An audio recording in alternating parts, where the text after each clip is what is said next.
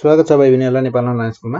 हामीहरुले last time statistics topic सुरु गरेका थियौं र स्ट्याटिस्टिक्समा हामीले केही क्वेशन्सहरु डिस्कस गर्यौं। सो आज पनि हामी एउटा नयाँ टपिक सुरु गर्न गइरहेका छौं स्ट्याटिस्टिक्समै सब टपिकको रूपमा क्वार्टाइल डेभिएसन हुन्छ। सो आज पनि हामी क्वार्टाइल डेभिएसनसँग रिलेटेड तपाईहरुलाई एक्जाममा सोधिने टाइप्सको क्वेशन्सहरु, सर्ट क्वेशनमा सोधिने, लङ क्वेशनमा सोधिने क्वेशन्सहरुको बारेमा डिस्कस गर्नेछौं। त्यस्तो टाइपको क्वेशन्सहरुलाई चाहिँ हामी यहाँ पिक गर्नेछौं र त्यो क्वेशनलाई चाहिँ हामी एउटा क्वेशनलाई लगेर डिस्कस गर्नेछौं। यदि तपाईहरुलाई त्यस्तै टाइपको कुनै पनि क्वेशन हामीले यहाँ गरिरहेको क्वेशन, हामीले यहाँ गरेको क्वेशन, चाहे हामीले यहाँ नगरेको पनि हुन सक्छ, त्यस्तो टाइपको छुटेको हुन सक्छ, तपाईहरुले हामीहरुको पेजहरुमा फोन गरेर कसरी हुन्छ तपाईहरुले हामीलाई इन्फर्म गर्न सक्नुहुन्छ। सो हामीहरुको यहाँ फर्स्ट अफ अल हामीसँग क्वेशन छ, यहाँ हामीलाई भनेको छ, जस्तै क्वेशनले भनेको छ हामीलाई find the quartile deviation, find the quartile deviation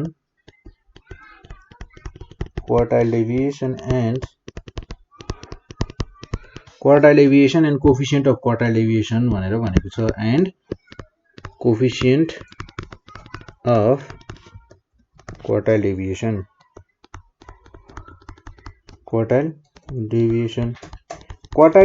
र coefficient of quartile deviation calculate गर भनेर भनेको छ। हामीलाई डाटा दिएको छ र डाटाबाट क्याल्कुलेट गर भनेर भनेको छ। सो मैले यहाँ एउटा क्वेशन लिए, क्वेशन लेखेर यो क्वेशनमा हामी एउटा एक्जाम्पल हेर्छौं र त्यो एक्जाम्पलको थ्रु हामीहरु क्वार्टाइल डेभिएसन भनेको के हो र त्यसपछि क्वार्टाइल डेभिएसनमा अरु कुराहरु पनि पढ्नु पर्ने हुन्छ। हामीहरुले फर्स्ट क्वार्टाइल भनिन्छ, थर्ड क्वार्टाइल भनिन्छ। फर्स्ट क्वार्टाइललाई हामीहरुको लोअर क्वार्टाइल पनि भनिन्छ र Q3 जुन थर्ड क्वार्टाइल छ, थर्ड क्वार्टाइललाई हामीहरुको हायर क्वार्टाइल या अप्पर क्वार्टाइल पनि भनिन्छ र फर्स्ट क्वार्टाइल र थर्ड क्वार्टाइलको बीचमा पनि अर्को एउटा क्वार्टाइल हुन्छ। अब त्यसलाई सेकेन्ड क्वार्टाइल भनेर त भनिदैन, तर त्यसलाई इन्टर क्वार्टाइल रेन्ज भनेर भनिन्छ। सो अब हामीहरुको यहाँ छ क्वेशन, जस्तै हामीहरुलाई दिएको छ यहाँ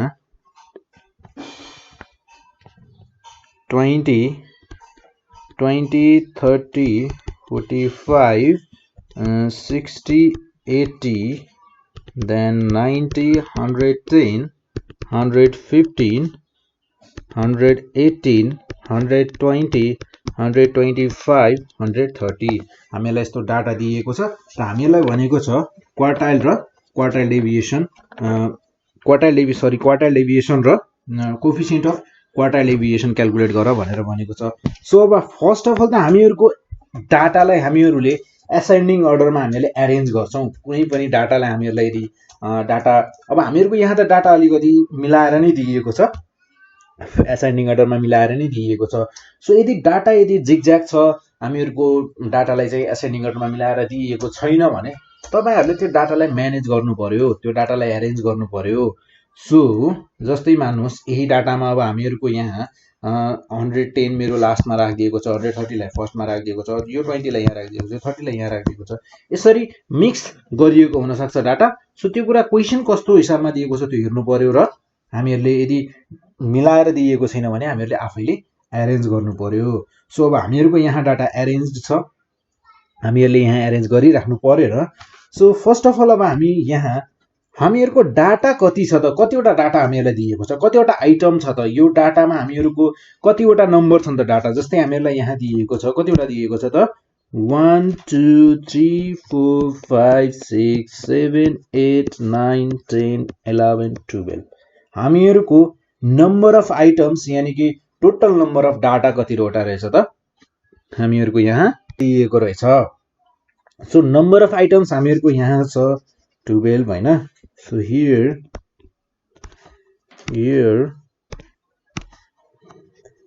number of items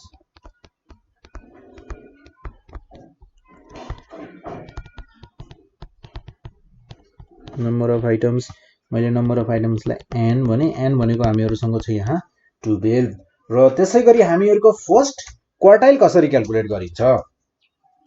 सो हामीहरुले यहाँ first quartile, third quartile calculate गर्नुपर्ने हुन्छ क्वार्टाइल डेभिएसन क्याल्कुलेट गर्नको लागि। किन हामीहरुले अब क्वार्टाइल डेभिएसन भनेको के हुन्छ त, QD भनेर लेखे मैले यहाँनेर।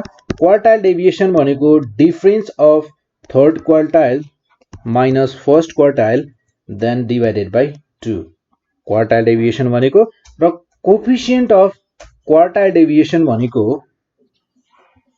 हामीहरुको हुन जान्छ कोएफिसिएन्ट अफ क्वार्टाइल डेभिएसन भनेको Q3 minus Q1 coefficient of quartile deviation भनेको Q3 minus Q1 upon Q3 plus Q1 र यसको लागि हामीहरुले first quartile third quartile calculate गर्नुपर्ने हुन्छ सो त्यो भएर हामीहरु first of all first quartile calculate गर्छौं र त्यसपछि थर्ड क्वार्टाइल क्याल्कुलेट गर्छौं र इन्टर क्वार्टाइल रेन्ज पनि क्याल्कुलेट गरेर हेर्छौं यहाँ सो इन्टर क्वार्टाइल रेन्ज भनेको कस्तो हुन्छ त हामीहरुको इन्टर क्वार्टाइल रेन्ज भनेको Q3 minus Q1 सो हामीहरुको यहाँ now first quartile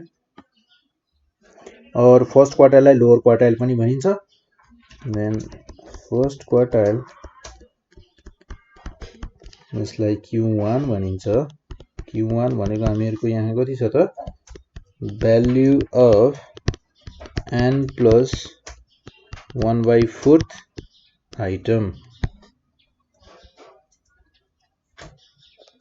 n plus 1/4 item then हामीहरुको यहाँ n भनेको हामीहरुसँग छ 12 ठीक छ सो हामीहरुको यहाँ छ n भनेको 12 भ्यालु अफ 12 plus 1/4 item र त्यसैगरी हामीहरुको यो हुने भयो भ्यालु अफ 13/4 item अब यहाँनिर जस्तै यदि मेरो 13/4 भनेको त अब यो पोइन्टमा आउने भयो हैन सो 13/4 भनेको पोइन्टमा आउने भयो तर मान्नुहोस् है यहाँनिर मैले एउटा कुरा भन्न चाहे सो 12/4 आइटम आएको भए हामीहरुको यहाँनिर हुन्थ्यो थर्ड आइटम हामीहरुलाई यहाँनिर थर्ड आइटम आउँथ्यो र थर्ड आइटम भनेको फर्स्ट सेकेन्ड थर्ड हामीहरुको फर्स्ट क्वार्टाइल भनेको 45 हुन्थ्यो ठीक छ हामीहरुको प्रब्लम सल्भ हामीहरुलाई फर्स्ट आइटम फर्स्ट क्वार्टाइल भनेको कति हुन्छ हामीहरुको 45 हुने भए हामीहरुको यहाँनिर प्रब्लम सल्भ भइसक्यो तर यहाँ एक्ज्याक्टली अब भ्यालु नआउने भयो यानी कि पोइन्टमा भ्यालु आउने भयो सो पोइन्टमा भ्यालु आउँदा कसरी गर्ने किनकि डाइरेक्टली भ्यालु आउँदा त इजी भइहाल्यो हामीहरुको एक्ज्याक्टली त्यही भ्यालु लिने गर्ने भइहाल्यो त्यसमा केही प्रब्लम छैन सो मैले यहाँ अब भ्यालु अफ 13/4 भनेको कति हुन्छ त 13/4 भनेको हुन्छ हामीहरुको 3.25 सो हामीहरुको यहाँ 3.25 आइटम भनेको कति हुने भयो त अब हामीहरुको 3.25 आइटम भनेको थर्ड आइटम भनेको त यो हुन्छ हामीहरुको फोर्थ आइटम सो थर्ड र फोर्थ को बिचको पर्यो सो अब यहाँ हेर्दा त हामीहरुको अब यस्तो टाइपको आयो भने हामीहरु कसरी सल्भ गर्छौं है सो यस्तो टाइपको आयो भने हामीहरु यहाँ गर्छौं 3.25 टर्म आइटम छ नि यहाँ हामी लेख्छौं first of all third item plus 3.25 आउनको लागि अब मैले 3 मा कति जोड्दा 3.25 आउला 0.25 जोड्दा 0.25 into fourth item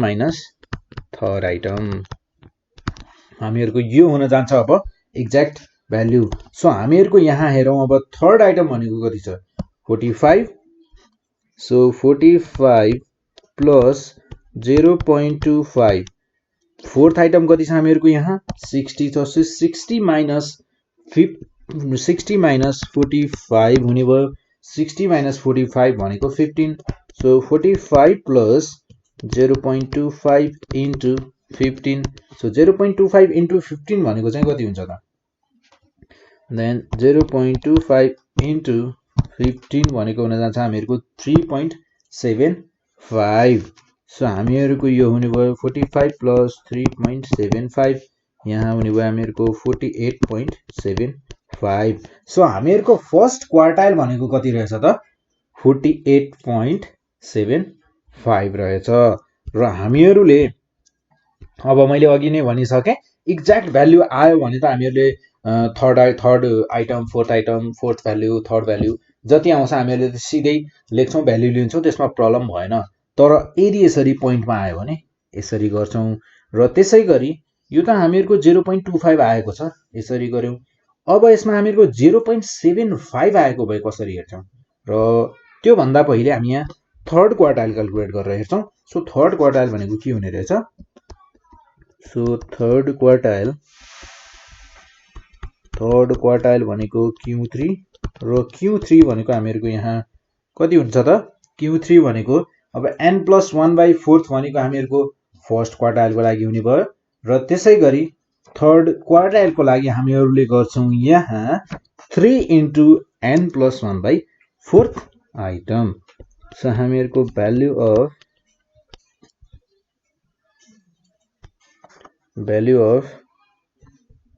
3 * n+1/4 item,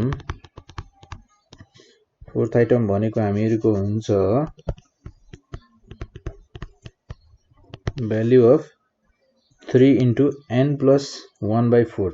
हामीहरुको n भनेको छ 12, सो यो भनेको हामीहरुको 13/4 आइटम, ठीक छ।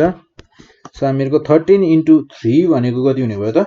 39। So value of 39/4 item, so 39/4 item भनेको कति हुने भयो? सो 39/4 भनेको 9.75। सो 9. हामी 75 आयो भने चाहिँ कसरी क्याल्कुलेट गर्छौं भनेर हामीहरु त्यो कुरा गरिरहेका थियौं, ठ्याक्कै यहाँ आइहाल्यो। सो 9.75 भ्यालु अफ 9.75 आइटम भनेको कति हुने भयो त? सो हामीहरुको 9th आइटम प्लस अब मैले 9 मा कति जोड्दा 9th आइटम प्लस 9 मा कति जोड्दा 9.75 हुन्छ त? अभियसली 0.75। सो हामीहरुको अब यहाँ 9th टर्म छ भने एउटा बढी term 10th item minus 9th item गर्छौं। सो यस्तो गर्दा यो भनेको हामीहरुको यहाँ 9th आइटम भनेको र 10th आइटम भनेको कति रहेछ? यहाँ हेरौं माथि हामीहरुको डाटामा। सो हामीहरुको यो हुने भयो first, second, third, fourth, fifth, sixth, seventh, eighth, ninth, 118 र 120। 118 प्लस 0.75, 10th भनेको 120 minus 118।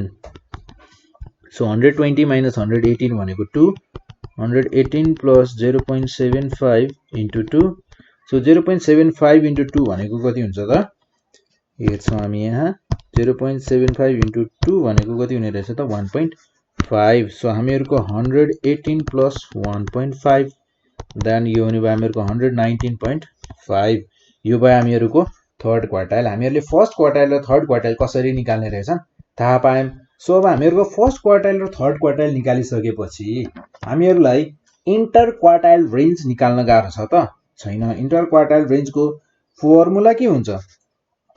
So हामीहरुको interquartile range भनेको हुन जान्छ third quartile Q3 minus first quartile.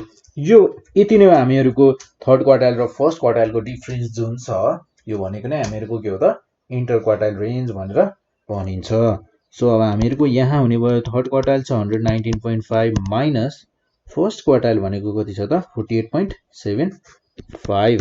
48.75। So हामीहरुको 119.5 plus 119.5 minus 48.75 भनेको कति हुने रहेछ त? 70.75। 70.75। सो हामीहरुको इन्टर क्वार्टाइल रेन्ज भनेको कति हुने रहेछ त? 70.75। सो त्यसै गरी अब निकाल्छौं हामी, क्याल्कुलेट गर्छौं क्वार्टाइल डेभिएसन। सो हामीहरुको क्वार्टाइल डेभिएसन भनेको कस्तो हुन्छ त? यसलाई भनिन्छ सर्टकटमा भन्दा यसलाई QD भनिन्छ। सो इन्टर क्वार्टाइल डेभिएसन भनेको क्वार्टाइल डेभिएसन भनेको हामीहरुको हुन जान्छ Q3 माइनस Q1, यानी कि हामीहरुको interquartile range divided by 2। Simple. So interquartile deviation त हामीले निकालिसकेका छौँ 70.75 divided by 2। So 70.75 divided by 2 गर्दा कति आउने भयो त 35.375 35.375 सिम्पल। र त्यसै गरी हामीहरूको लास्टमा क्याल्कुलेट गर्नुपर्ने भनेको के थियो त कोफिसिएन्ट अफ क्वार्टाइल डेभिएसन यानी कि क्यूडी भनेर भने मैले। So coefficient of quartile deviation भनेको Q3 minus Q1 upon Q3 plus Q1। So हामीहरूको Q3 माइनस Q1 भनेको त 70.75 हुन्छ। र त्यसै गरी Q3 प्लस Q1 भनेको चाहिँ कति हुन्छ त 119.5 plus 48.75 so 168.25 so 70.75 divided by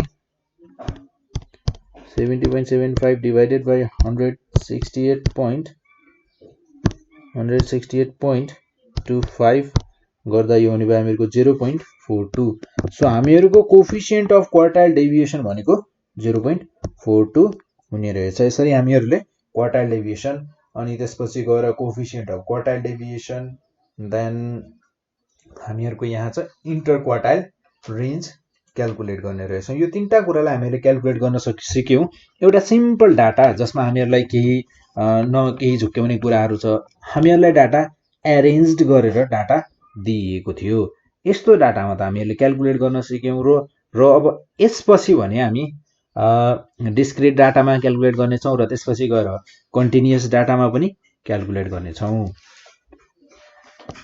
so जस्तै यस्तै एउटा अर्को टाइपको क्वेसन हेर्ने हो त। जस्तै हामीहरूलाई यहाँ भनेको छ क्वेसन छ हामीहरूको यहाँ।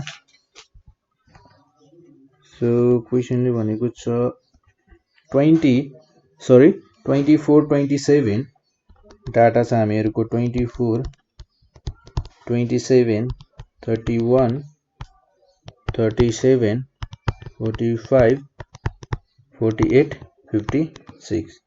सो हामीहरूको यहाँ पनि डाटा एकदमै एरेन्ज्ड छ। डाटा यसरी एरेन्ज्ड भएको बेला त हामीहरूलाई प्रब्लम भएन। सो यस्तो बेलामा हामी के गर्छौँ त जस्तै फर्स्ट अफ अल हामी डाटा काउन्ट गर्छौँ।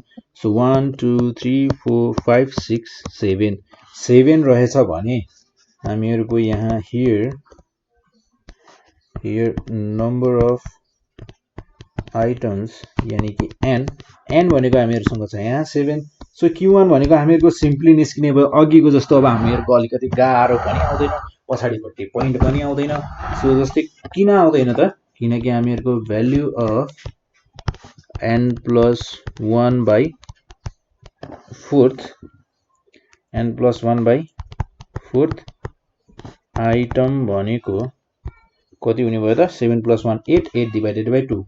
So value of second item भनेको के हुने भयो त हामीहरूको फर्स्ट क्वार्टाइल हुने भयो 1 2 27। सो हामीहरूको 27 भनेको के भयो त फर्स्ट क्वार्टाइल। र त्यसै गरी थर्ड क्वार्टाइल भनेको कति हुने भयो त थर्ड क्वार्टाइल भनेको n+1/4 आइटम इन्टु 3। सो हामीहरूको यहाँ आएको थियो हामीहरूलाई n+1/4 भनेको हामीहरूको आउँछ 2। सो 3 × 2 भनेको 6th item. So 6th item भनेको हामीहरूको यहाँ के छ हेरौँ है second third fourth fifth sixth item भनेको हामीहरूसँग छ 48। सो हामीहरूको थर्ड क्वार्टाइल भनेको 48 हुने भयो। देन हामीहरूको यहाँ यदि हामीहरूलाई क्युडी जसलाई क्वार्टाइल डेभिएसन निकाल्नु पर्यो भने हामीहरू गर्छौँ Q3 माइनस Q1/2। देन हामीहरूको 48 माइनस Q1 भनेको हामीहरूसँग छ 27/2। सो 8 - 7 1 4 - 2 2/2। सो हामीहरूको यहाँ हुने भयो 10.5। हामीहरूको 21 डिभाइडेड बाई 2 भनेको 10.5 हुने भयो। सो हामीहरूको क्वार्टाइल डेभिएसन भनेको 10.5 हुने भयो भने सो हामीहरूको कोफिसिएन्ट